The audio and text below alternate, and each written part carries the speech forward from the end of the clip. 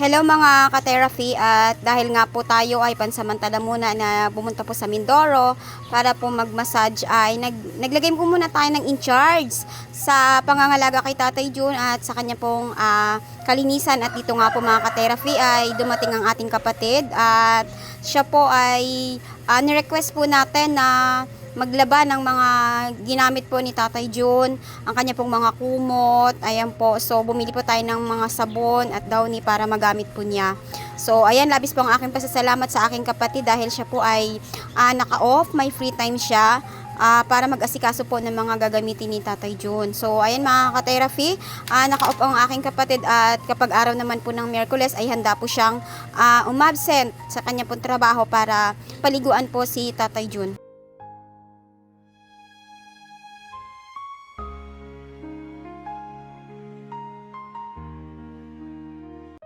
At ayan mga ka-therapy, kung may nais pong tumulong kay June at gusto niyo po siyang handugan ng kaunting tulong para po sa kanya rin pong kaunting pangangailangan, ay mag-comment po kayo below mga ka-therapy kung gusto niyo pong maging parte ng pagtulong kila June, Tatay June at kay Ate Bea. So ayan, at sa ngayon po ay maayos po ang kalagayan ni Tatay Jun dahil ito po ang pinakamahirap sa kalagayan ni Tatay Jun ay ang pag-maintain ng kanyang personal hygiene. So, itong mga ginamit ni Tatay Jun ay napakarami po itong dumi, mga basa ng ihi, ayan, at mahirap po tayo makahanap ng katulad ni Jun na kaya pong maglaba ng ganito karumi.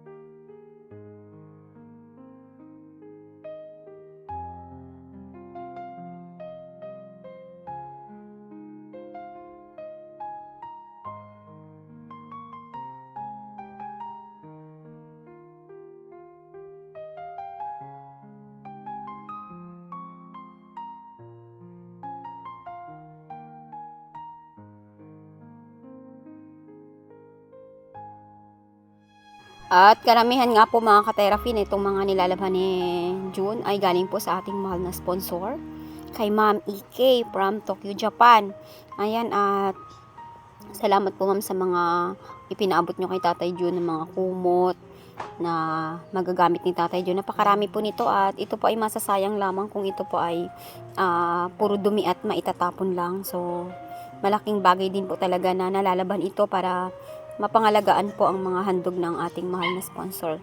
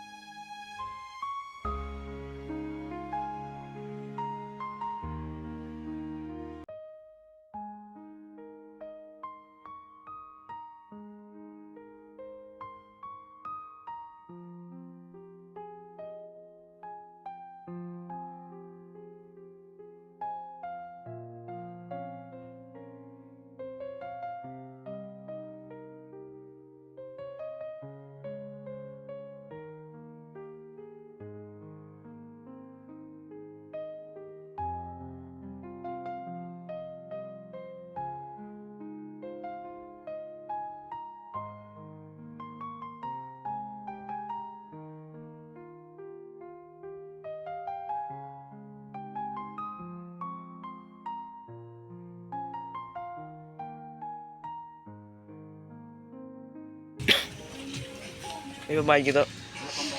Ayun. Yung mga pambok. Yung mga pambok. After.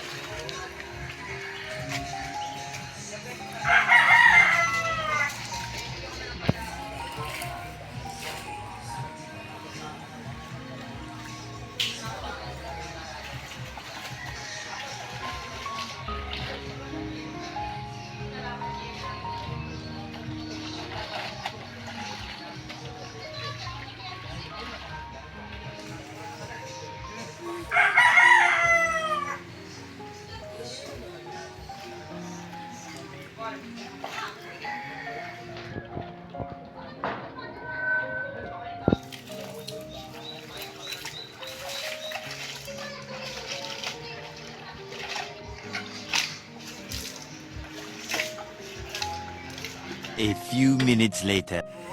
At ayan nga po mga ka-therapy, dahil nga po tayo ay wala, ay bumisita rin po si husband para kamustahin po ang kanilang kalagayan, at siya na rin po ang nagpabili ng sabon na gagamitin ni June sa paglalaban ng mga damit ni Tatay June. So, yan mga ka-therapy ang atin pong inaasahan sa ngayon na hihingian po natin ng panahon na sila po ang mag-check sa kalagayan po ni Tatay June. So, nagko-connect po tayo sa kanila mga ka-therapy para matiyak po natin ang kalagayan po ni Tatay June na siya po ay maayos na kahit po tayo ay nasa malayo.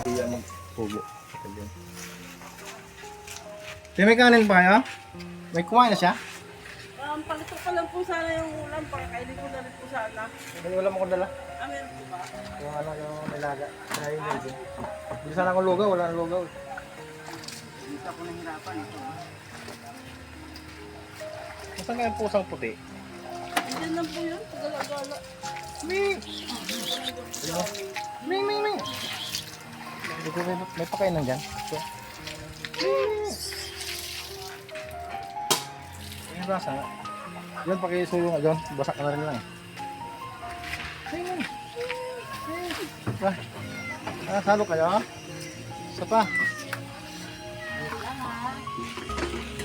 Sa inyo yun, tintugtog po. Sa inyo po. Lang. Gala-gala naman dito. Yung ano po yung tugtog po. Sama ka na sa bahay, Ming. Sama ka na sa bahay. Ha? Hindi ka usa.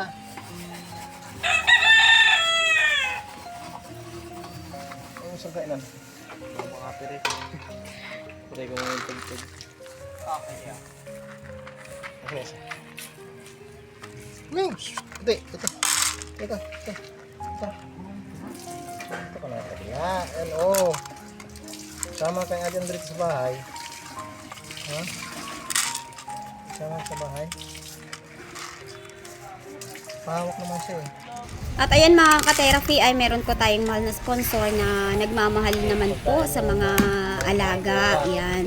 Siya po ay talagang kapag napapanood niya po dito ang kalagayan ni Tatay June, ay unang-una niya pong kinaawaan ay ang pusa dito. At nais nga po niya itong pabilhan ng pagkain, at nais na rin po niya mga ka-therapy na ampunin po natin ang pusa dito. So, titingnan natin kung ang pusang ito po ay mapapaamo natin na pwede po nating maiuwi sa bahay, kasi kukuhain po muna natin mga ka-therapy ang kanyang loob, at iuwi po natin siya sa bahay at pangangalagaan po natin siya, dahil yun po ang nais po ng ating mahal na sponsor. Ito yung natin ka Ate Bia para siyang pakain. Gutom si Miming ah. Ang kasaya-siya po mga ka-therapy dito sa simula po ng pagtulong po natin kay Tatay Jun ay hindi lang po si Tatay Jun ang nakita po ng ating mga mahal na sponsor na tulungan, kundi ang mga kapitbahay katulad po ni Ate Bea. Si Ate Bea po ngayon ay sa pamamagitan po ni Ma'am Less Than Red ay nabigyan po sila ng tulong para maasikaso po ang paglalakad ng birth certificate ng mga anak ni Ate Bea. Si Ganda po ay isang special child at siya po ay 12 years old na at hindi po mabigyan ng magandang kinabukasan dahil hindi po napag-aral dahil nga daw po sa kakulangan ng kanyang dokumento. At ganun din po ay nahahandugan din po si Mami Bea ng kanila pong para sa pagkain. So maraming salamat po sa mga mahal na sponsor na hindi lamang po si Tatay Jun ang kanila pong kinahahabagan kundi maging ang mga nasa paligid po ni Tatay Jun. At ngayon naman po ay ang mga alagang hayop ay mabibigyan din po sila ng tulong mga ka-therapy sa pamamagitan po ng ating mahal na mga sponsor. So ayan, sa mga mahal na sponsor po natin, kahit po kayo ay nasa malayo ay labis-labis po ang aking pasasalamat sa inyo. Dahil nais niyo pong tulungan ang mga kapwa po natin na maging ang mga hayop po dito na kahit napakalayo po sa inyong location ay kaya niyo pong magtiwala at magpaabot po ng tulong.